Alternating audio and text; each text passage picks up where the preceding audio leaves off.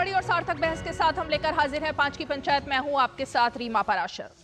अभी लोकसभा चुनाव जब खत्म हुए तो प्रचार के दौरान 3 शब्द लगातार गूंज रहे थे, विपक्ष के एजेंडे पर थे और विपक्ष लगातार उन शब्दों को लेकर जनता के बीच जा रहा था कि बीजेपी आएगी तो संविधान बदलेगी, तुष्टीकरण की बात लगातार हो रही थी, वोट बैंक की बात लगातार हो रही थी और इसके आधार पर जगह जगह वोट मांगे गए। लेकिन कल सुप्रीम कोर्ट की तरफ से एक सुप्रीम फैसला आया और वो फैसला मुस्लिम महिलाओं के हक में था। उन मुस्लिम महिलाओं के हक में जो लगातार पीड़ित हैं और पीड़ित महसूस करती हैं। उनके लिए जब शाहबानों ने आवाज उठाई अपने हक के लिए, तो उस वक्त राजीव गांधी पूर्व प्रधानमंत्री, उनकी सरकार ने जिस वोट बैंक की मैं बात कर रही हूं, जिस तुष्टीकरण की मैं बात कर रही हूं, उसी के आधार पर उस फैसले को पलट कर रख दिया। और उस फैसले को जब पलटा गया तो देश भर में आवाज बुलंद हुई, लेकिन क्योंकि बहुमत की सरकार थी राजीव गांधी की, इसलिए फैसला पलट दिया गया और जो फैसला आया वो कट्टरपंथी मुसलमानों के पक्ष में आया, ना कि शाहबानों के पक्ष में। लेकिन अब बहुमत की सरकार ये भी है, लेकिन अब बहुमत की सरकार होने का जो फायदा है वो कट्टरपंथियों को नहीं मिल रहा है, सिर्फ एक वर्ग को नहीं मिल रहा है, बल्कि हर उस महिला को मिल रहा है जिसको कि इस हक की दरकार थी। और इसीलिए जब मुस्लिम महिलाओं के पक्ष में, यानी उनके पक्ष में यह निर्णय सुप्रीम कोर्ट की तरफ से आया कि अगर उनको तलाक दिया जाता है तो उन्हें भी गुजारा भत्ता दिया जाए, पति की तरफ से, पूर्व पति की तरफ से, तो फिर इतनी हाहाकार क्यों मच गई? सारे मौलाना इस हद तक क्यों आग बबूला हो गए हैं कि बैठक पर बैठक कर रहे हैं? और तो और ना तो राहुल गांधी, ना अखिलेश यादव, ना ही ओवैसी और ना ही ममता बनर्जी, जो कि इस वोट बैंक पर सबसे ज्यादा नजरें टिकाकर बैठे रहते हैं, उनकी तरफ से एक शब्द मुस्लिम महिलाओं के पक्ष में नहीं आया। तो आज जरा इस सवाल का जवाब तलाशने की कोशिश करेंगे कि वोट बैंक और तुष्टीकरण की बात करने वाले आखिर आज मुस्लिम महिलाओं के हक के साथ क्यों नहीं खड़े हैं। और ये वही लोग हैं कि जब 3 तलाक की बात की गई थी और उससे निजात दिलाया गया था, तब भी इन्होंने बहुत हो हल्ला किया था। और आज जब सुप्रीम कोर्ट ने अपना ये फैसला सुनाया तो फिर सन्नाटा छाया हुआ है। तो जरा पूछेंगे इन्हीं सब से कि आखिर ये सन्नाटा क्यों बरपा है। आखिर महिलाओं की बात करने वाले मणिपुर पर तो उनको सब कुछ दिखाई देता है और मणिपुर को लेकर उन्होंने संसद भी नहीं चलने दी, लेकिन जब इतने बड़े वर्ग, इतनी बड़ी आबादी की मुस्लिम महिलाओं के हक की बात होती है, उनको हक दिए जाने की बात होती है, तो फिर आखिर ये चुप्पी क्यों साध लेते हैं? चलिए, बेहद ही खास मेहमान हमारे साथ जुड़ेंगे, लेकिन सबसे पहले उन बयानों और तस्वीरों पर नजर डालते हैं जिसकी वजह से आज ये मुद्दा चर्चा में रहा।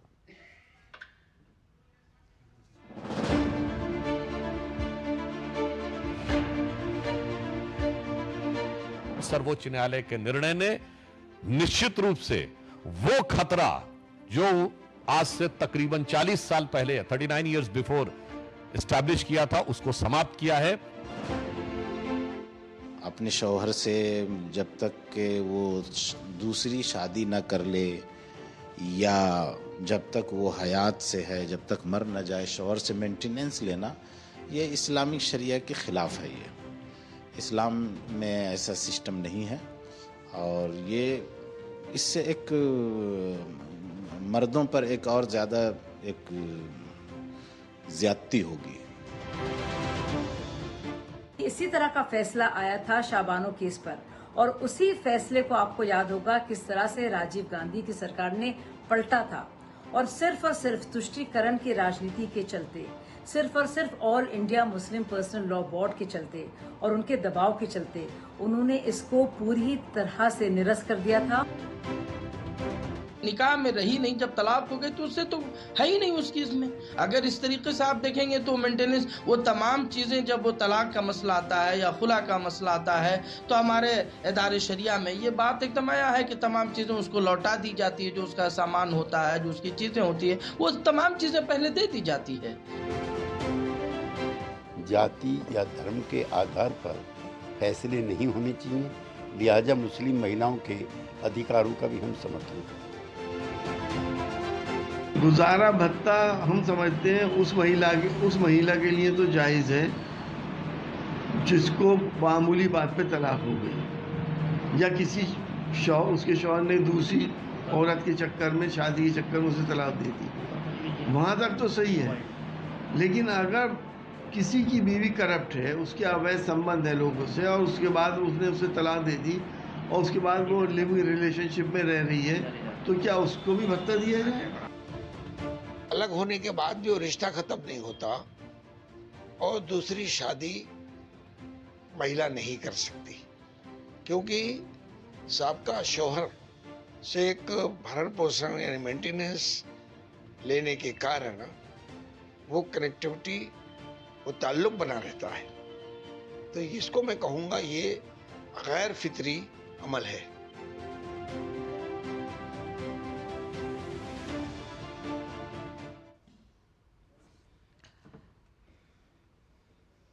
तो एक शब्द अभी सुनाई दिया इन सब बयानों के बीच कि ये हम मर्दों पर ज्यादती है। अब ये सवाल कैसे खड़ा हो गया कि मर्दों पर ज्यादती की जा रही है? अगर 10,000 रुपए पहले हाईकोर्ट की तरफ से कहा गया, जिस तेलंगाना के केस की बात हो रही है, जिस महिला ने जाकर के अपनी आवाज बुलंद की और गुजारा भत्ता मांगा, तब 10,000 रुपए देने के लिए सुप्रीम कोर्ट चलेगा ताकि ना देना पड़े। और सुप्रीम कोर्ट की तरफ से अब जब ये फैसला आया है तो आखिर कैसे ये मर्दों पर ज्यादती है, इसी का सवाल जरा पूछ लेते हैं अपने खास मेहमानों से। एक एक करके हमारे साथ खास मेहमान जुड़ने शुरू हो गए। फिलहाल हमारे साथ 2 खास मेहमान जुड़ रहे हैं। मैं जरा परिचय करा देती हूँ। हमारे साथ बीजेपी पार्टी का पक्ष रखने के लिए बीजेपी की प्रवक्ता शाजिया इल्मी जी मौजूद हैं, और हमारे साथ राजनीतिक विश्लेषक और समर्थक कांग्रेस पार्टी के सैयद जवाद जी भी जुड़ गए हैं। आप दोनों का फिलहाल स्वागत है। 2 और खास मेहमान कुछ ही पलों में हमारे साथ जुड़ेंगे। लेकिन सैयद जवाद जी, क्या अब वक्त आ गया है कि 1986 में जो हुआ उसके लिए अब जो शाहबानो हैं, एक नए रूप में जो सामने आई हैं, जो अपनी आवाज बुलंद कर रही हैं, अपने हक की लड़ाई लड़ रही हैं, उनसे माफी मांगी जाए? बहुत बहुत शुक्रिया आपका रीमा जी। देखिए, अभी जो सुप्रीम कोर्ट ने एक फैसला दिया है 2 जजों की बेंच ने, सुप्रीम कोर्ट का फैसला जरूर आया है और सुप्रीम कोर्ट का सम्मान भी होता है और सुप्रीम कोर्ट के सम्मान के साथ देश के लोग जुड़े हुए भी हैं। लेकिन सुप्रीम कोर्ट का कोई भी फैसला जो होता है वो अंतिम फैसला नहीं होता है या अभेद नहीं होता है। अभी देखिए, आपने सिविल लॉज को जो है वो क्रिमिनल लॉज के अंदर डाल दिया, नंबर 1 बात। नंबर 2 बात, औरतों के हक और हुकूक की जहां तक बातें आती हैं, तो जहां तक हम लोग को तालीमात दी गई, तो औरत तो बड़ी मोहब्बत की चीज है, उससे बड़ा जो है लगाव रहता है। औरत कोई चीज तो है ही नहीं। पहली बात, औरत कोई चीज नहीं है, मोहब्बत की चीज है। ये क्या शब्द हुआ? औरत कोई चीज नहीं है। मोहब्बत रीमा जी का हर चीज में आप ठीक है, मोहब्बत करने के लिए, औरत की इज्जत करने के लिए औरत का दर्जा बहुत बुलंद है, बहुत ऊंचे मकाम पे रखा है। लेकिन कुछ जलील मर्द होते हैं, कमबख्त मर्द होते हैं, जो अपनी औरतों को ऐसे ही छोड़ देते हैं बहुत से। उनको भी इंसाफ मिलना चाहिए, इंसाफ की जहां तक बात होना चाहिए। कुछ लोग बगैर शादी के भी छोड़ देते हैं और बहुत सी महिलाएं ऐसी हैं, शादी करने के बाद उन मर्दों ने छोड़ दिया, आज तक उनको इंसाफ नहीं मिला और वो दर बदर हैं बहुत सी। हम भी चाहते हैं उनकी गुजारे, और वो एक ऐसी महिला नहीं है, बहुत सी महिलाएं ऐसी। तो बड़ी इज्जत की चीज, जो इज्जत का मामला है वो औरतों के साथ होना चाहिए, नंबर 1 बात। नंबर 2 बात, आप देखिए क्या है, जो 1986 का शाहबानों का जो मामला था, उसमें एक डिसीजन लिया गया और यही देश की संसद से जो है वो पारित होकर के आया, कांग्रेस गवर्नमेंट में आया, उसको जो है इनवैलिड नहीं करा अभी तक सुप्रीम कोर्ट ने। ये भी बात हमको समझना पड़ेगी। ठीक है, मेंटेनेंस आपको चाहिए, मिलता है, चीजें हैं, तो आप मेंटेनेंस की अपनी गुहार लगा रही हैं, सुप्रीम कोर्ट ने डिसीजन दिया।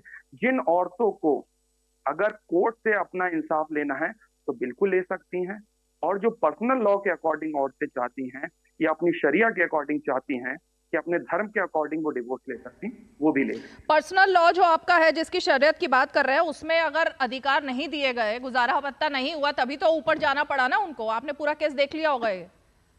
तो पॉइंट कहां से आ जाता है ये कि पहले वो पर्सनल लॉ देखें, शरीयत देखें, वहां अगर उनको इंसाफ ना मिले तब वो ऊपर जाएं। आपने इतना लंबा इसमें व्याख्यान दिया मुझे। नहीं, रीमा क्या है इसमें, देखिए क्या है, पूरा मुझे लगता है अभी और वाइड फैसला आने की जरूरत थी और बड़ा। तो मतलब आप इसके खिलाफ हैं? कर रहे थे। अरे भाई, आप इसके खिलाफ हैं, आप ये कह रहे हैं? नहीं, खिलाफ की बात नहीं होती, मैं चाह रहा था और बड़ा फैसला होता। कैसे बड़ा फैसला? उन्होंने कहा गुजारा भत्ता मिलना चाहिए, सुप्रीम कोर्ट ने कहा, इससे बड़ा फैसला क्या होना चाहिए था? देखिए क्या है रीमा, हमारे यहाँ शादी जो है इस्लाम में कॉन्ट्रैक्ट। आप अभी दूरदर्शन के अंदर जॉब कर रही हैं, चीजें कर रही हैं, कल आपका दूरदर्शन से कॉन्ट्रैक्ट खत्म हो जाता है, आप दूसरी जगह जॉब करने चाहती हैं, कि आप दूरदर्शन से कहेंगी मुझको जो है गुजारा भत्ता देते रहो? ये आप नई बात बता रहे हैं कि इस्लाम में शादी एक कॉन्ट्रैक्ट है, कॉन्ट्रैक्ट खत्म होते ही आप अगर बाहर निकलेंगे तो आप, मतलब ये क्या कह रहे हैं आप दूसरी जगह जॉब करने जा रहे हैं? शाजिया जी भी उसी इस्लाम से आती हैं, उसी इस्लाम की बात करती है। मैं 1 मिनट उनको जरा लेकर आऊंगी। शाजिया जी, ये नया जो शरीयत और इस्लाम का मुझे पाठ पढ़ा रहे हैं, क्या ऐसा कुछ है क्या? ये मतलब इन्होंने तो एक नया ही राग आज चैनल पर दे दिया। सबसे पहले तो मैं बता दूं कि हमारे भाई जो बैठे हैं थोड़े कंफ्यूज हैं और उनको शायद इल्म नहीं है ना शाबानो केस का, और ना ही उनको बुनियादी इनको जानकारी है कि जो सुप्रीम कोर्ट का फैसला होता है, सर्वोच्च न्यायालय का फैसला होता है, उसके आगे अपील नहीं होती है।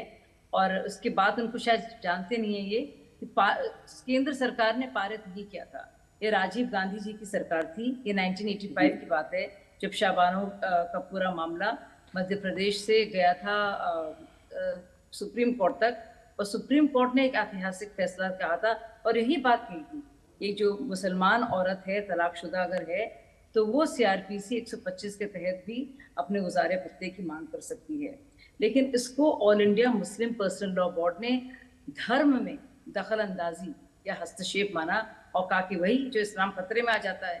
और राजीव गांधी जी की सरकार ऐसी थी कि उन्होंने इसको निरस्त किया, यानी कि पारित नहीं किया, उल्टा किया। तो बताते भाई साहब को अपने कि थोड़ा दुरुस्त कर लें अपना जो स्टडी है। और दूसरी, मैं खत्म करती हूँ जी, अब मैं सैयद जवाद, एक सेकंड शाजिया जी, सैयद जवाद, ये मुद्दा महिलाओं के हक का है, इसीलिए शायद आप ब्लैक एंड व्हाइट फ्रेम करके बैठे हैं क्या आज?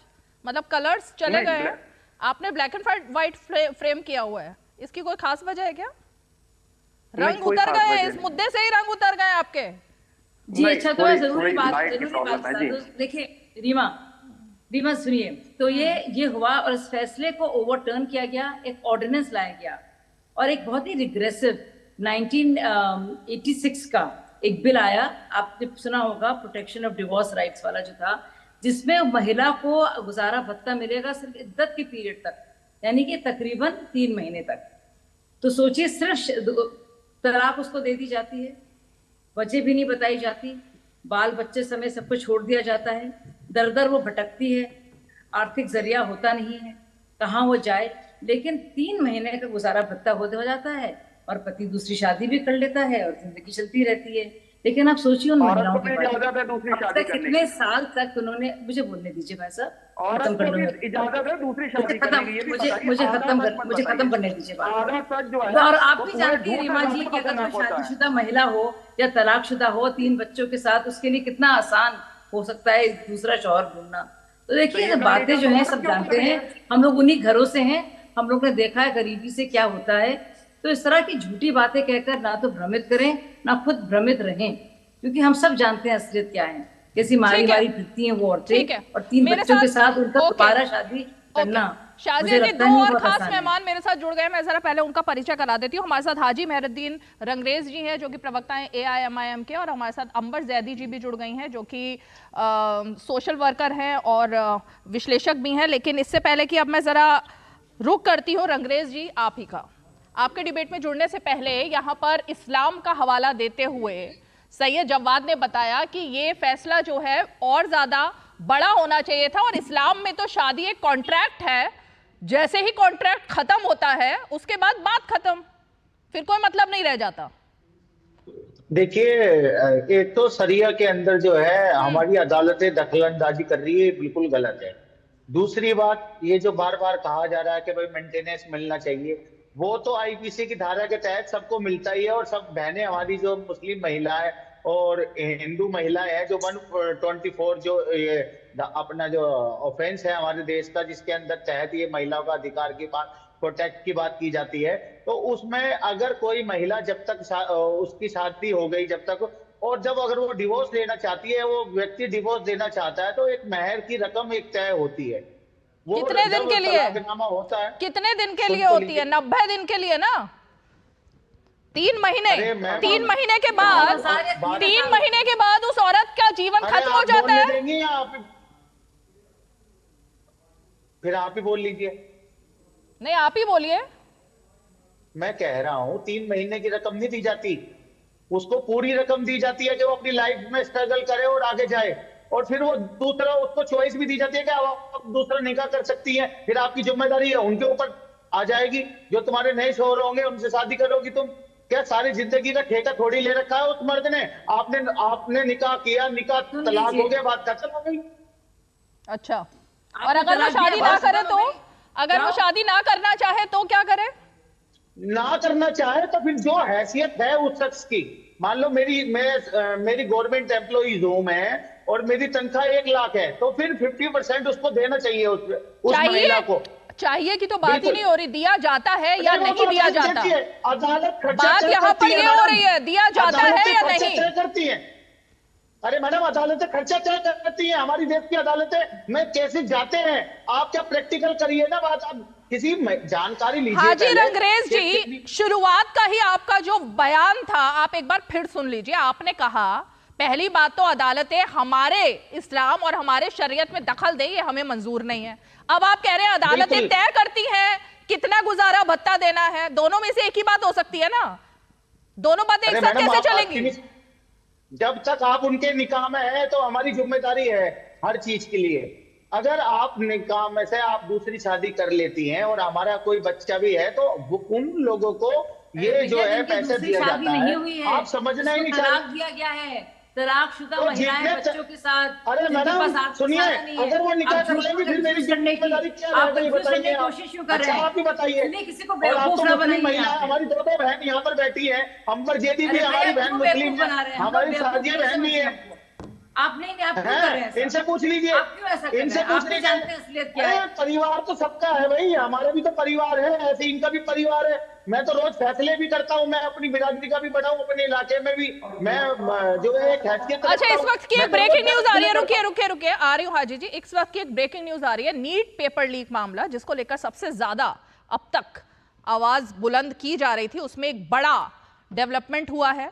सीबीआई ने मुख्य आरोपी राकेश रंजन उर्फ रॉकी को गिरफ्तार कर लिया है और विशेष अदालत में रॉकी को सीबीआई ने पेश किया है, जिसको लेकर के अब तक ये बात हो रही थी कि कब पकड़ा जाएगा। आखिरकार गिरफ्तारी हो गई है। कोर्ट ने सीबीआई को रिमांड की भी अनुमति एक तरीके से दे दी है। तो इस वक्त की बड़ी खबर है नीट पेपर लीक मामले में, जहां पर कि सीबीआई को बड़ी सफलता हाथ लगी है। मुख्य आरोपी रॉकी को सीबीआई ने गिरफ्तार कर लिया है और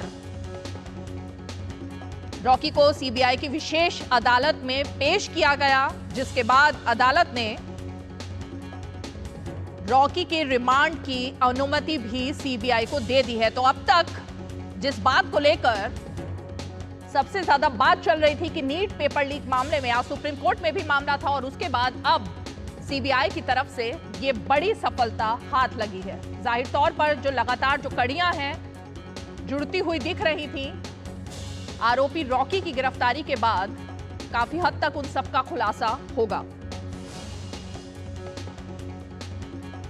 तो नीट पेपर लीक मामले को लेकर हमने देखा कि संसद में भी जब विशेष सत्र हुआ तो प्रधानमंत्री ने नीट पेपर लीक की बात की, राष्ट्रपति ने अपने अभिभाषण में बात की, लेकिन उसके बावजूद विपक्ष ने काफी हो हल्ला किया था। लेकिन अब उसी मामले में सीबीआई ने मुख्य आरोपी रॉकी को गिरफ्तार कर लिया। तो इस वक्त की ये बड़ी ब्रेकिंग न्यूज है जो कि सीबीआई के हवाले से आ रही है। विशेष अदालत में रॉकी को पेश भी किया गया है और सीबीआई की विशेष रिमांड पर भी कोर्ट ने रॉकी को दिए जाने की अनुमति भी दे दी है।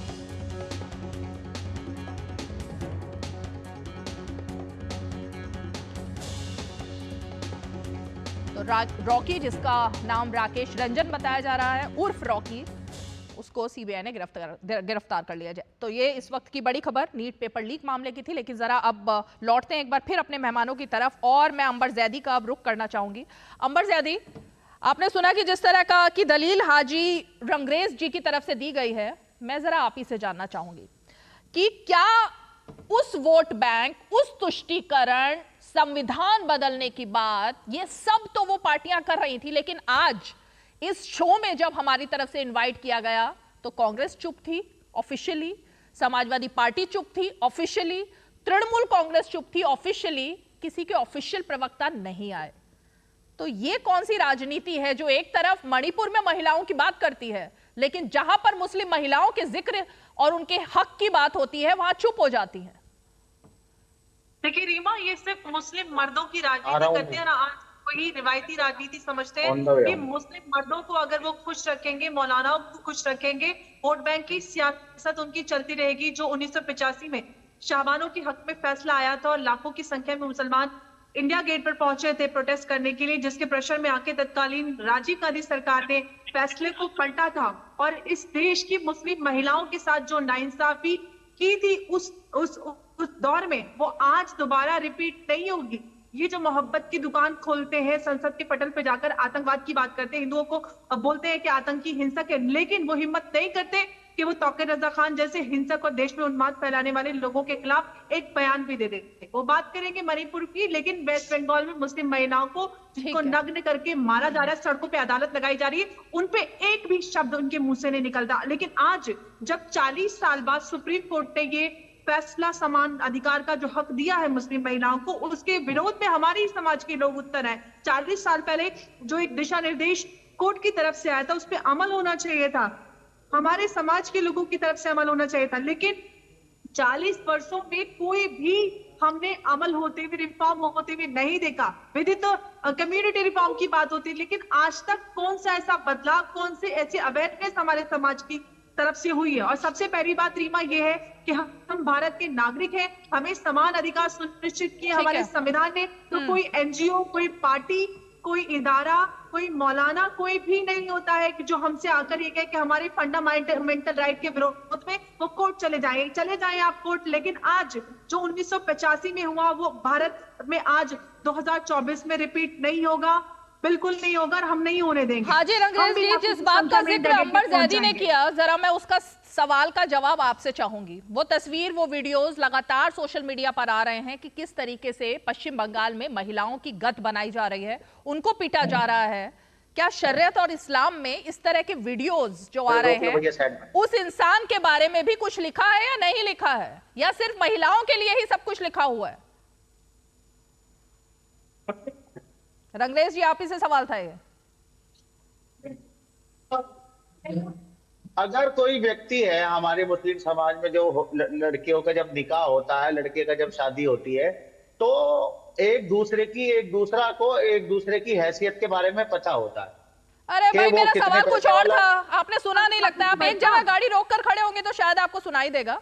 मैंने पूछा पश्चिम बंगाल में जिस तरह से महिलाओं के साथ अत्याचार हो रहा है और वो करने वाले मुस्लिम युवक दिखाई दे रहे हैं, क्या उनके बारे में भी शरीयत और इस्लाम में कुछ लिखा है या सब कुछ महिलाओं के लिए लिखा है? ये मेरा सवाल था आपसे।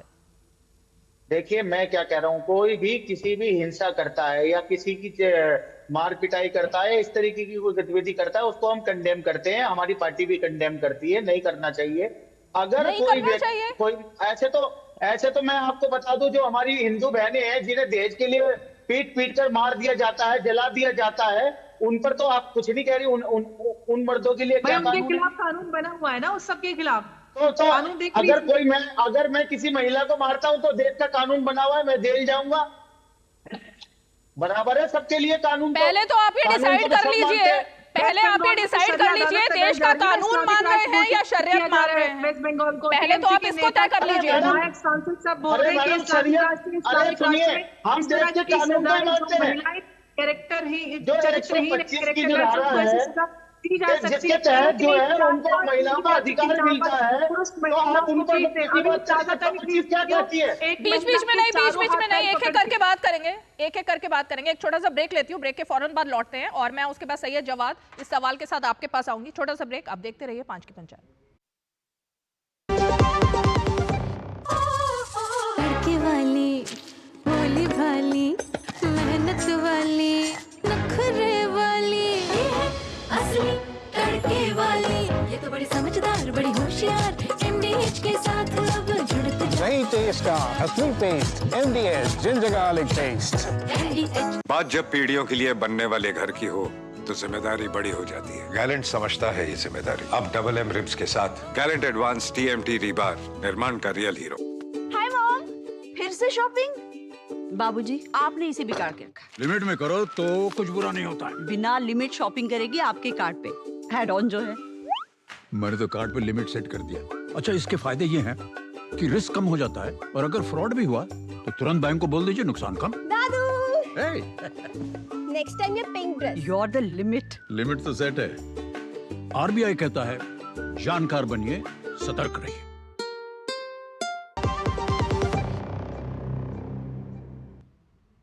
चलिए सैयद जवाद जी, आप ही का रुख करती हूँ। आपसे मेरा सीधा सवाल है, आपने जो बात कही मैं उसी पर आती हूँ। अगर CRPC की धारा जिसकी आपने बात की वो एक धर्मनिरपेक्ष धारा है 125, उसमें कहीं कोई मजहब, धर्म, जाति ये सब नहीं देखी जाती, सिर्फ कानून की बात होती है, हक की बात होती है। और उसी के तहत, क्योंकि आप कानून सिखा रहे थे इसीलिए मैं आपको ये सवाल खड़ा कर रही हूँ, अगर उसमें किसी भी महिला को उसकी जाति, धर्म, संप्रदाय के आधार पर नहीं बांटा जाता और उनके हक में कोई बात की जाती है तो मुझे लगता है कि उसको मानने की जरूरत है आपको। जी देखिए क्या है, धर्म, संप्रदाय और जात की जहां तक आपने बात करी है वो सभी जगह है और सभी रिलीजन के अंदर ये बात कही गई है। और जाति भी इसी देश की एक सच्चाई है और धर्म भी इसी देश की एक सच्चाई है। तो इसीलिए तो सबके अपने अपने पर्सनल लॉज दिए गए, सिविल लॉज तो दिए गए ना। सबके नहीं देश के नहीं, सबके हैं, सबके हैं। सुन लीजिए पूरी बात। बाकी सब कानून के हिसाब से ही चलते हैं और कानून को मानकर ही चलते हैं। मैडम, मैं भी कानून को मान के चलता हूँ। आप भी जो कानून को नहीं मानेगा वो नहीं मानता है, उनके लिए फिर कार्रवाइयां भी होती हैं। दूसरी चीज आप ये कह रहे थे कि शरीयत से चलाना चाहते हैं और तमाम चीजें, इसी शरीयत पर चलने का हक और हकूक इसी देश के संविधान ने यहाँ के मुसलमानों को दिया। नंबर एक बात तो ये ना कहा करिए कि शरीयत से। और तीसरी सबसे बड़ी बात, अब मैं बीजेपी को देख रहा हूँ, भारतीय जनता पार्टी बड़ी खुशियां मना रही है, बड़ी प्रेस कॉन्फ्रेंस कर रही है। कल सुधांशु भाई भी बोल रहे थे कि शाबानों को, अरे ये वो पॉलिटिकल पार्टी के लोग हैं जिन्होंने खुद भी कानूनी फैसले जो हैं, अदालती फैसले बदले हैं। शाजिया इल्मी साहब पहले तो आम आदमी पार्टी में थी, आज भारतीय जनता पार्टी में आई हैं। तो आज भारतीय जनता पार्टी में रहते हुए ये बोल रही है कि हमको आम आदमी पार्टी से भी हक चाहिए। ये कौन सा लॉजिक है भाई? अब पुरानी पार्टी, आपको लग रहा है आप लॉजिकल बात कर रहे हैं क्या सैयद जवाद? आपको लग रहा है आप लॉजिकल बात कर रहे हैं या सिर्फ डिबेट में 1 घंटा पूरा करना है या कुछ भी बोलना है? तथ्यों के आधार पर नहीं, तथ्य विहीन बात करनी है, ऐसा कुछ लग रहा है मुझे। मैं तो नहीं, उदाहरण के तौर पे समझा रहा हूँ, उदाहरण के तौर पे। मतलब एक शादी का रिश्ता, एक शादी के रिश्ते को आप इस तरह हल्के में ले रहे हैं और उसका मजाक बना रहे हैं सैयद जवाद। शादी जैसे रिश्ते को आप इतना हल्के में ले रहे हैं और उसका मजाक बना रहे हैं। अंबर, आपके आने से पहले ये रीमा को कह रहे थे कि आप अभी इस चैनल में हैं, फिर अगर आप दूसरे चैनल में जाएंगी तो कौन इसके पैसे देगा? अब मुझसे कह रही है पहले हम आम आदमी पार्टी, यानी कि चैनल का या पार्टी का मुकाबला कर रहे हैं पति से, शौहर से और एक शादी से। वाह भाई क्या आपकी क्या हो गया? आपकी अकल को समझ में नहीं आ रहा है, लेकिन आपने तो अपने ही खर्च जो है कम कर दिया और अपने ही मजाक बना दिया। नहीं, मैं भारतीय जनता पार्टी को उदाहरण दे, जब दिल्ली के लिए यहाँ के सुप्रीम कोर्ट ने फैसला दिया, भारतीय जनता पार्टी की बात आप दिल्ली के फैसले को भारतीय जनता पार्टी ने पलट दिया। ये आपके बीच में नहीं बोला, अब उसकी बात क्यों नहीं कर रहे हैं? आप दुनिया भर क्यों घुमा रहे हैं? समझाने के लिए मैं सुप्रीम कोर्ट की बात दे रहा हूँ। रीमा, मुझको अलाउ करिए 30 सेकंड अनइंटरप्टेड बोलने के लिए। दरअसल जानकारी बहुत कम है तो कवर अप करने के लिए आप इधर उधर। मैडम, मैं भारतीय जनता पार्टी से मैंने अभी भी आपको बताया था कि कानून 1986 का था, वो नहीं था जो सुप्रीम कोर्ट को बदलने के लिए, फैसले को बदलने के लिए आया। पार्टी के लोगों को अगर पढ़ना है तो बता दीजिएगा। दूसरी सबसे बड़ी बात, आप लोग सम्मान की बात करती हैं सुप्रीम कोर्ट के, अरे आप लोगों ने तो अरे भैया हम लोग तो मुस्लिम तलाकशुदा औरत की बात कर रहे हैं और ये मेंटेनेंस मिलना चाहिए। जो शाहबादा का केस था, आपको एक एक करके समझ में नहीं आ रहा है। एक करके बात करेंगे तभी समझ आएगा। अगर दोनों लोग एक दूसरे के बीच में बोलेंगे तो कुछ समझ नहीं आएगा। एक करके बात करेंगे, काम है बहुत ज्यादा इंटरेस्ट करने, एक करके बात करेंगे, एक करके बात करेंगे। नहीं कर रहे आप किसी और दुनिया में, भाई साहब आपको दुनिया में लाना पड़ेगा। अपनी अपनी बारी में बोलेंगे। पहले सैयद जवाद आप अपना कंप्लीट कीजिए, फिर शाजिया जी के पास जाऊंगी। हाँ, लेकिन फिर आप किसी के बीच में नहीं बोलेंगे। सैयद जवाद, आप भी किसी के बीच में नहीं बोलेंगे। चलिए बोलिए। अरे आप डिबेट उठा के देख लीजिए, मैंने किसी अच्छा ठीक है, बोलिए बोलिए, कंप्लीट कीजिए, क्या कह रहे हैं। मैं आपसे पूरी मुकम्मल तौर पे कह रहा हूं कि भारतीय जनता पार्टी जहां सुप्रीम कोर्ट के फैसलों की धज्जियां उड़ा करके फेंक देती है, आज वो सुप्रीम कोर्ट के दिए हुए फैसले पे जश्न मना रहे हैं। उस दिन इनको नहीं मनाना चाहिए था जब लोकतंत्र की हत्या इन्होंने चंडीगढ़ के अंदर करी थी, तब इन्होंने जश्न मनाया, तब इन्होंने सफाइयां दी। अरे चंदा चुराने के बाद जब सुप्रीम कोर्ट ने कहा, तब आकर के इन्होंने कोई एक्सप्लेनेशन दिया आकर के, ये बताएंगे आकर के सुप्रीम कोर्ट के। और 1992 6 दिसंबर 1992 के अंदर सुप्रीम कोर्ट की धज्जी और आकर के फेंक दी, ये हमको सबक और सिखाएंगे आकर के।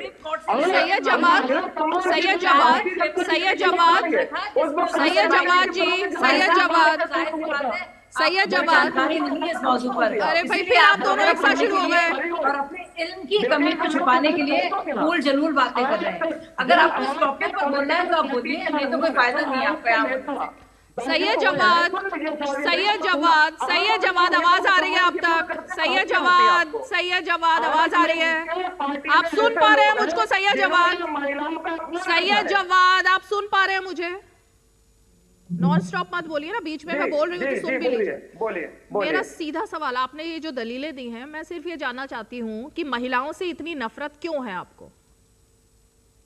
देखिए, जहां तक औरतों के ताल्लुक से बात है, मैंने आपको बताया, एक माँ के रूप में औरत इज्जत वाली है, मोहब्बत वाली है, एक बहन के तौर पे इज्जत वाली है, मोहब्बत वाली है, एक बीवी के तौर पे औरत का मकाम मोहब्बत के लिए है, इज्जत के लिए। लेकिन कुछ लोग हैं जो औरतों को औरत नहीं समझते, छोड़ रखा है 40-40 साल से।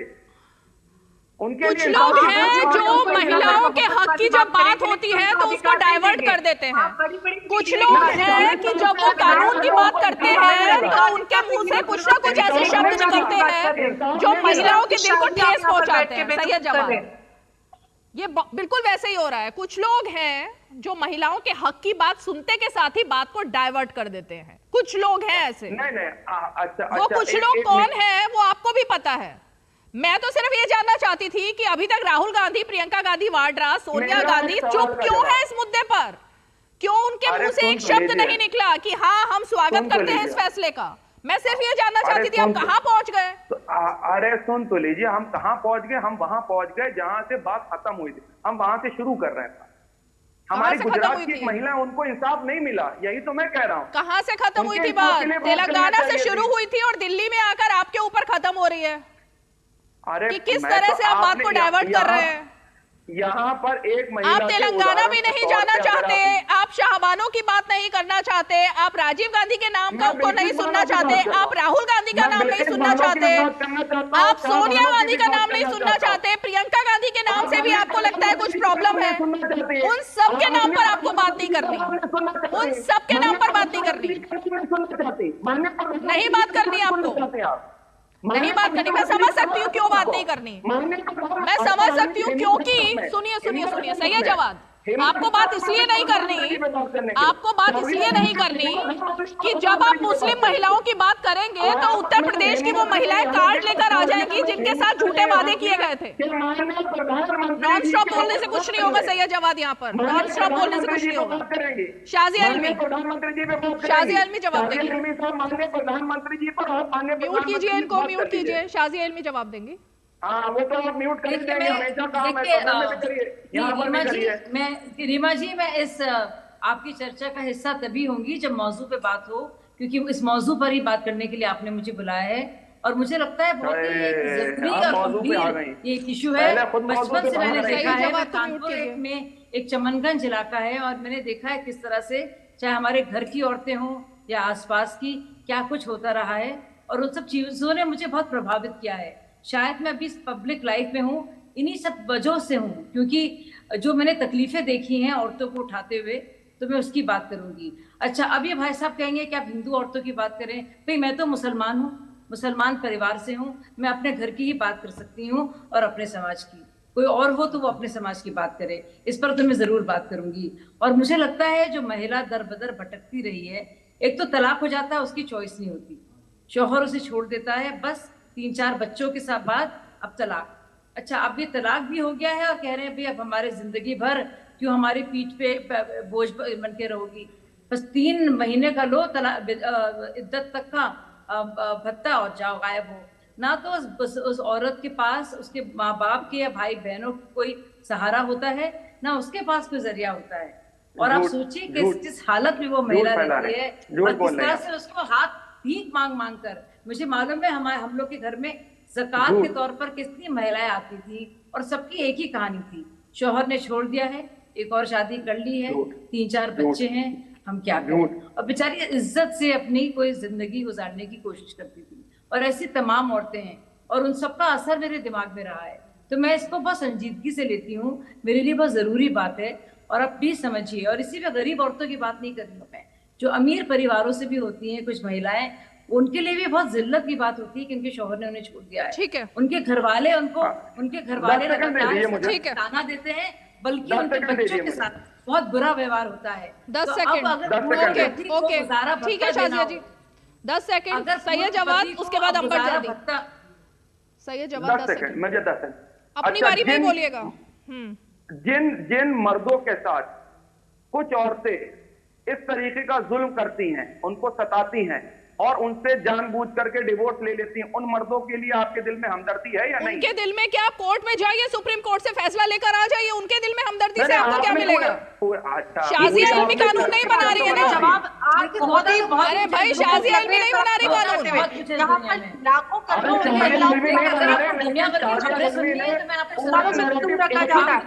महिला अधिकारों की बात हो तो आप पुरुष आयोग बनाने की बात करें, कौन से पुरुष के अधिकार छीने जा रहे हैं? और जिन पुरुषों के साथ अगर नाइंसाफी होगी तो कोर्ट से उनको अधिकार मिलते हैं। ऐसा नहीं, कितने सारे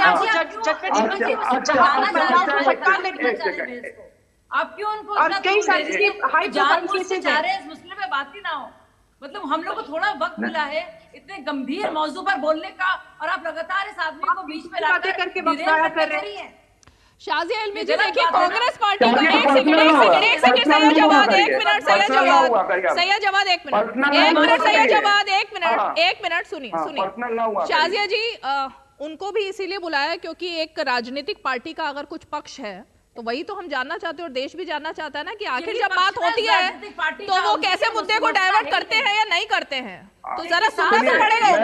जिस पार्टी से आते हैं उनके लिए मुस्लिम महिला मैटर नहीं करती। हाँ, तो ये देश देखना चाहता है, ये देश देखना और सुनना चाहता है कि आखिर कौन सिर्फ वोट बैंक के लिए मुस्लिम महिलाओं का इस्तेमाल करता है और कौन है जो वाकई उनके हक की बात करता है। अंबर ज़ैदी, ठीक है, अंबर ज़ैदी, ठीक है, ओके, एक एक करके अपनी बारी में सब बोलेंगे। अपनी बारी में सैयद जवाद, आपने 10 सेकंड मांगे, थे।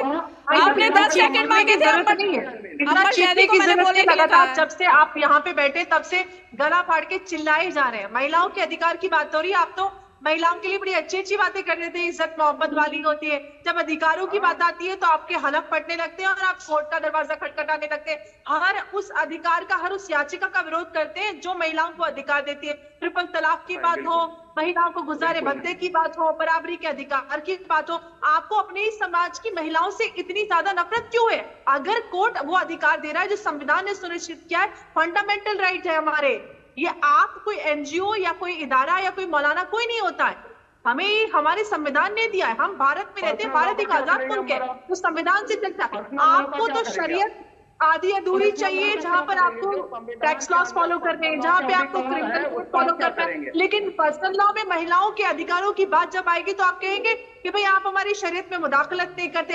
आपको निकाह करना है, फेरे लेने, पूजा करनी है, नमाज पढ़ने, इस पे किसी के कोई असर नहीं होने वाला है। अगर एक महिला को धर्म और जाति से हटकर एक जैसा गुजारा भत्ता लेने का अधिकार अगर कोर्ट दे रही है तो आपका क्या जाता है ये बता दीजिए, या किसी मौलाना हाजिर अंग्रेज जी, ओके, ठीक है हाजिर अंग्रेज जी, यही मेरा सवाल है कि क्या, एक सेकेंड सैयद जवाद, अकेले मत बोलते रहिए, आप भी, और भी मेहमान है मेरे पास।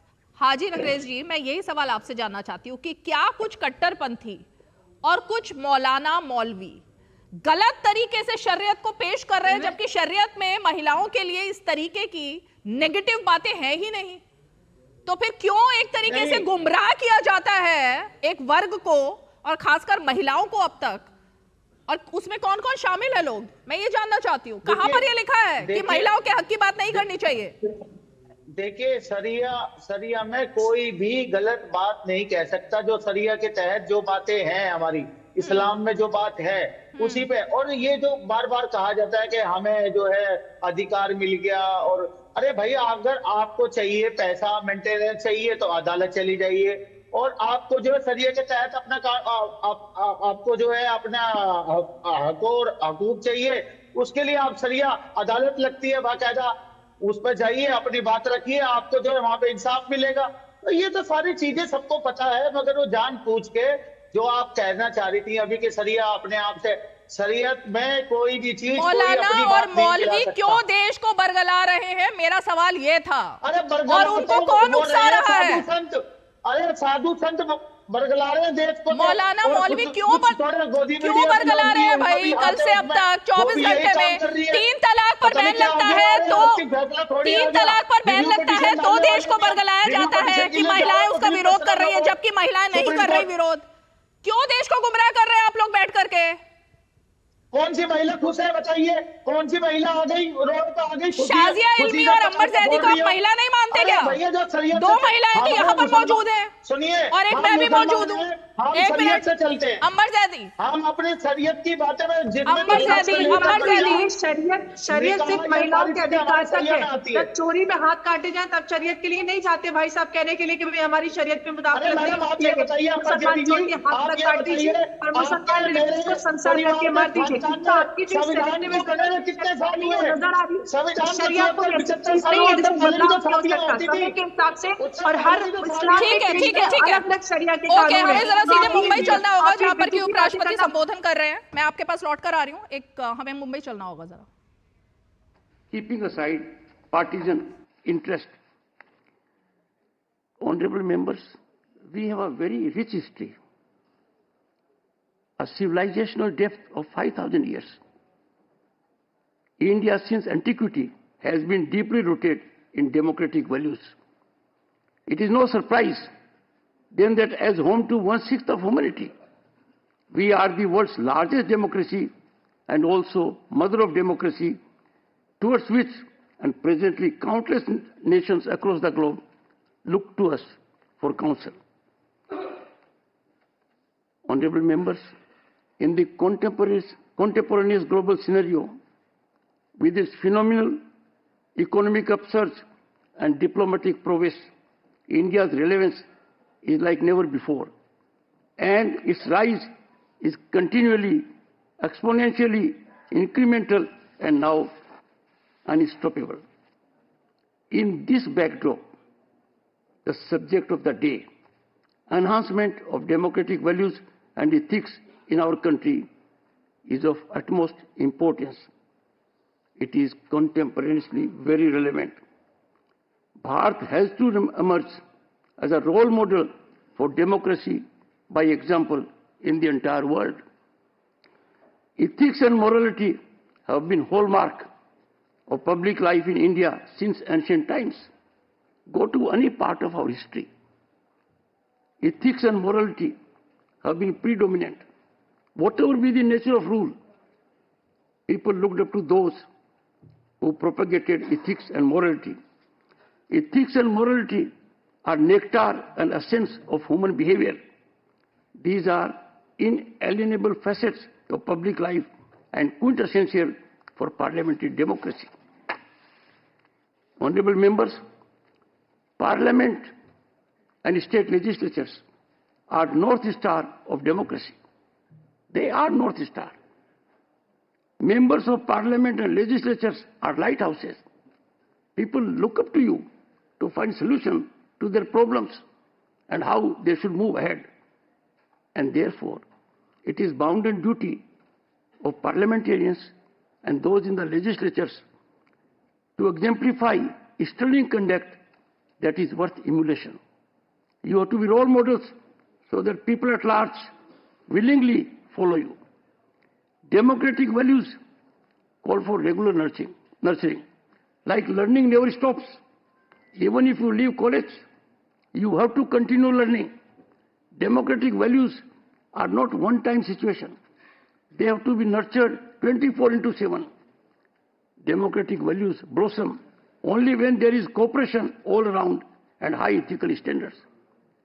And the best soothing, wholesome environment takes place when left and right converge to solve the problems of the people at large. Honorable members, the nation marches ahead seamlessly, smoothly, and exponentially when its three wings, the legislature, the judiciary, and the executive, perform within their respective areas. There has to be strict adherence to the doctrine of separation of powers. An incursion by one institution in the domain of the other has potential to upset the delicate balance. And this delicate balance has to be preserved, be it executive, legislature, or judiciary, by the legislature. Legislature has a predominant role to ensure that doctrine of separation of powers is fully respected. Honorable members, you are fully aware with your huge experience, and when we are in centennial celebration, legislation is exclusive domain of legislature and parliament, subject to constitutional prescriptions. Now, we have ample instances where there are directives, either from executive or from judiciary. These directives are in the face of statutory provisions. There is time now. We need to have consensual resolution of these issues, because transgressions will really upset the working of all the institutions in the nation. I therefore strongly urge there is need for evolution of a structured mechanism of interaction amongst those at the apex of these pillars of democracy. All three. तो आप ये सीधा संबोधन सुन रहे थे उपराष्ट्रपति जगदीप धनखड़ जी का, जो कि इस वक्त मुंबई में एक कॉन्फ्रेंस में थे और उनके साथ में मुख्यमंत्री भी दिखाई दे रहे थे और तमाम जो अधिकारी हैं उनको वो संबोधित कर रहे थे। चलिए फिलहाल एक छोटा सा ब्रेक ले लेते हैं, आप देखते रहिए डीडी न्यूज़। दादी के हाथों का जादू और खुशबू से महकता घर। MDH गरम मसाला, असली मसालों से भरा हूँ मैं, क्योंकि हर रिश्ता है स्वाद से जुड़ा। बात जब पीढ़ियों के लिए बनने वाले घर की हो तो जिम्मेदारी बड़ी हो जाती है। गैलेंट समझता है ये जिम्मेदारी। अब MM रिब्स के साथ गैलेंट एडवांस TMT रीबार, निर्माण का रियल हीरो। तो डीडी न्यूज़ पर आप देख रहे हैं 5 की पंचायत, और ब्रेक पर जाने से पहले अंबर ज़ैदी आप कुछ कह रहे थे, आप कंटिन्यू कीजिए, और उसके बाद क्योंकि वक्त कम है तो मैं अब सीधे सैयद जवाद के पास जाऊंगी आपके सवाल के बाद। देखिए रीमा जी, मैं यही कहना चाहती हूँ कि जो 85 में हुआ 1985 में, आज 2024 में वो रिपीट नहीं होगा। ये उम्मीद हम जो मौजूदा सरकार है उससे करते हैं, और जो हमारी न्यायपालिका है उससे भी हम उम्मीद करते हैं उनके पास वो शक्ति और वो अधिकार है कि हमारे देश में यूनिफॉर्म सिविल कोड लाया जाए, क्योंकि सारे भत्ते मिलने से भी महिलाओं को, खासतौर से मुस्लिम महिलाओं की जो समस्याएं हैं वो नहीं दूर होती है। यूनिफॉर्म सिविल कोड एकमात्र वो रास्ता है जिससे मुस्लिम महिलाओं को जो संविधान ने फंडामेंटल बराबरी का अधिकार दिया है, फंडामेंटल राइट, वो सुनिश्चित तभी हो पाएगा सही माने में भारत की एक आजाद और एक सेक्युलर डेमोक्रेटिक रिपब्लिक उस दिन बन पाएगा जब इस देश की हर महिला को समान अधिकार होगा, धर्म और जाति से ऊपर उठकर। तो ये मुझे लगता है कि आज के समय की डिमांड है, और जो सैयद जवाद जैसे जो नौजवान पुरुष हैं उनको कम से कम महिलाओं के विरोध में नहीं उतरना चाहिए। हमारे सबके साथ महिलाएं जुड़ी है, हमारे सबके साथ बहनें हैं, हर एक रिश्ते में अलग अलग रूप में। तो प्लीज कृपया करके आप राजनीति करना चाहते हैं, बहुत सारे मुद्दे जिन पे आप राजनीति कर सकते हैं, जैसे कि आप मणिपुर पे कर रहे थे, वेस्ट बंगाल को भूल रहे थे, करते रहिए, लेकिन कम से कम महिलाओं के बेसिक अधिकारों को सुनिश्चित होने दीजिए, कम से कम कानून को मिलने दीजिए। सैयद जवाद, इसीलिए UCC का विरोध है क्योंकि हाथ से पूरी वो पावर चली जाएगी, महिलाओं को उनका हक मिल जाएगा, सबके लिए समानता होगी, जो नहीं देना चाहते हैं। क्योंकि जब समानता की बात होती है तो आपके वही व्यूज शुरू हो जाते हैं जो पूरे घंटे में मुझे सुनाई दिए। मैं बोल लूं, इजाजत देंगे? हाँ, आप ही से सवाल है। देखिए, देखिए क्या है, औरतों के जहां तक हक और हकूक की बात है, किसी भी धर्म में हो, किसी भी जात में हो, मैं अंबर की आखिरी लाइन को ज्यादा तवज्जो देता हूं कि हर औरत को हक और हकूक उसका मिलना चाहिए, किसी भी धर्म की हो, किसी भी जात की हो, किसी भी संप्रदाय की हो, चाहे देश की हो, चाहे विदेश की हो, सभी का हक सम्मान है हर जगह पे। लेकिन हर एक चीज की लिमिट भी तय होना चाहिए। मैं चाहता हूँ गुजारे भत्ते के ऊपर कंडीशन बनाया हुआ है कोर्ट ने कि इतना ही करोड़ों इतने लाख मिलेगा, इतने पैसे देने पड़ेंगे। अरे सुन, आपने अपना रख लिया, हर एक कोर्ट के साथ इलेक्शन। ये लिमिट पुरुषों के लिए होनी चाहिए या नहीं होनी चाहिए? सैयद जवाद, ये लिमिट पुरुषों के लिए होनी चाहिए या सिर्फ महिलाओं के लिए लिमिट भी हो, महिलाओं के लिए शरीयत भी हो, महिलाओं के लिए कुरान भी हो, सब कुछ महिलाओं के लिए हो, सारी बातें महिलाओं के लिए हो, पुरुषों के लिए कुछ ना हो, आप ये कह रहे हैं? देखिए रीमा, दोनों के लिए औरतों को भी अपने हक और हकूक की दायरे होना चाहिए और मर्दों को होना, इसमें नहीं। तो दायरे में रहकर के ही तो गुजारा भत्ता मांगा गया है भाई, इसमें क्या दिक्कत आ गई? अभी तक आप उस मेन पॉइंट पर ही नहीं आए कि गुजारा भत्ता क्यों नहीं मिलना चाहिए। मैं तो कह रहा हूं कि बिल्कुल मिलना चाहिए। इस डिसीजन को और कंडीशन और भी पता चलना चाहिए कि एक औरत ने अगर दूसरे मर्द से शादी कर ली है, ठीक है, और पहले मर्द से तलाक लिया है या नहीं लिया है, अगर तलाक ले लिया और फिर दूसरे मर्द के साथ निकाह के अंदर चाहिए कि मर्द सारी जिंदगी। अच्छा सैयद जवाद, आपने जब एक पुरुष को 4 शादियों का हक होता है, 4 निकाह का हक, तो क्या उसमें भी आप ये क्लॉज लगाते हैं या नहीं लगाते हैं कि पहली बीवी को तलाक दिया या नहीं, उसके रहते हुए दूसरी बीवी को रख लिया, फिर तीसरी, फिर चौथी? ये सवाल आप पूछते हैं या नहीं पूछते हैं, या ये भी पूछने के लिए अंबर ज़ैदी के पास ही जाना पड़ेगा मुझे? तब ये सवाल उठता है या नहीं उठता है कि एक बीवी खाना बनाएगी, एक बीवी बच्चे पढ़ाएगी, क्या होगा? जवाब लेंगे नहीं लेंगे, आप लगातार दोनों में बोलते रहेंगे, जवाब आप सुनना नहीं चाहते हैं, आपको जवाब नहीं सुनना है। हल नहीं होती और नई समस्याओं का अंत होता है। सुन लीजिए पूरी बात, जवाब मांगा है ना आपने, जवाब मेरा से मांगा है तो जवाब दे देने दीजिए। बराबरी का अधिकार देने का रास्ता है और इसीलिए हम लोग बिल्कुल है। अच्छा सुन लीजिए, पूरी बात सुन लीजिए। सैयद जवाब, सैयद जवाब, 4 शादी आप इस तरह की बातें कर रहे हैं। हाँ, मैं उस पे दे रहा हूँ।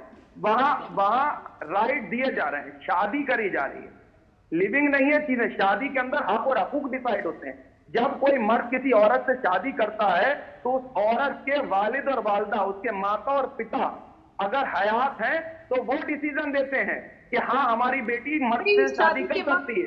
सब बहुत बड़ा दिल करके बैठे होते हैं, सब बहुत बड़े बड़े होते हैं, कोई अवेयरनेस नहीं होती, कोई अधिकार नहीं होते, सब 25-30 लाख में तय करके। अरे भाई एक एक करके बोलिए, एक एक करके बोलिए, एक एक करके। सैयद जवाद, इलॉजिकल बातें किसको कहते हैं वो आज आपकी तरफ से सामने आ रही हैं, पता नहीं क्यों। सुनना नहीं, इलॉजिकल बातें, क्योंकि आपने ये नहीं बताया, आपने ये नहीं बताया कि जब 4 शादियां की जाती हैं तब बात होती है या नहीं महिलाओं के हक की, या नहीं होती, और एक जन्म में कितनी बार तलाक दिया जा सकता है और कितनी औरतों को तलाक दिया जा सकता है, उसका कोई सवाल का जवाब नहीं है आपके पास। लेकिन सारे हक अगर महिलाओं को मिल रहे हैं उसका सवाल का जवाब आपके पास पूरी तरह से। उसको कैसे काउंटर किया जाए, उसको कैसे कानून का पाठ पढ़ाया जाए और कानून को धता बता करके बात की जाए। सैयद जवाद जी, नहीं होता ऐसे। अब देश नहीं चलता ऐसे। 1986 से बहुत आगे 1986 से बहुत आगे भारत पहुंच चुका है। अब नहीं होता वो जो तब होता था 86 में, जब राजीव गांधी बुला लेते थे शाहबानों को और बुला करके अपने सामने कहते थे कि केस वापस ले लो। ये सब अब नहीं होता, अब नहीं होता। चलिए बहुत बहुत शुक्रिया, आप सभी खास मेहमान हमारे साथ 5 की पंचायत में जुड़े, और इसीलिए जब बात बहुत बहुत शुक्रिया, बहुत बहुत शुक्रिया। 5 की पंचायत में आज इतना ही, कल फिर होगी मुलाकात, तब तक के लिए हमें दीजिए इजाजत, नमस्कार।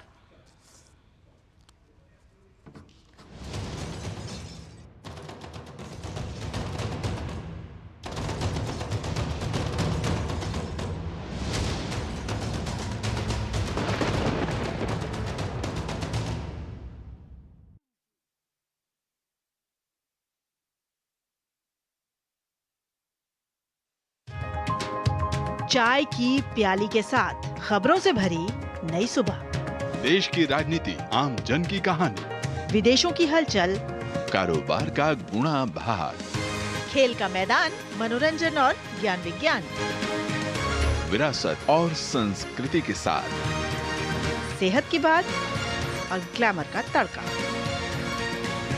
सोमवार से शुक्रवार सुबह 8 से 9 बजे। सुकून से भरा नया सवेरा।